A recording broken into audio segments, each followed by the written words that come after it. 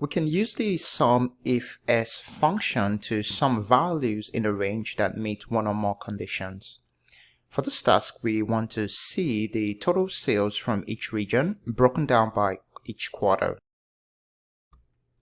Let's take a look at the syntax.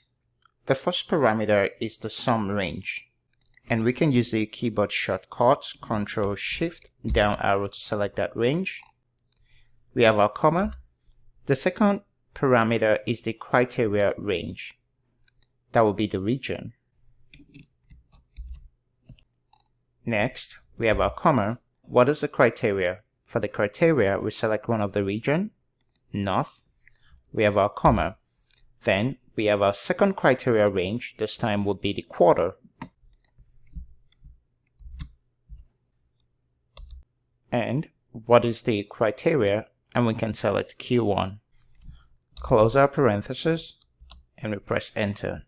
I'm going to use the fill handle to copy the formula, but we know that we will run into error because when we look at the range, Excel is using relative referencing and it's going down the list.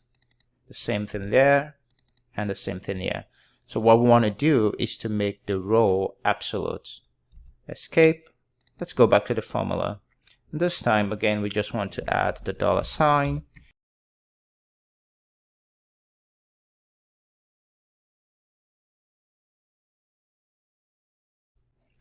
Now let's use the fill handle again and our number should be correct.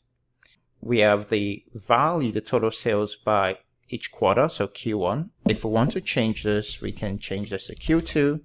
When we enter, we get our new value, Q3.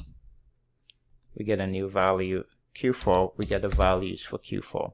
And the same thing is applicable to all of the regions.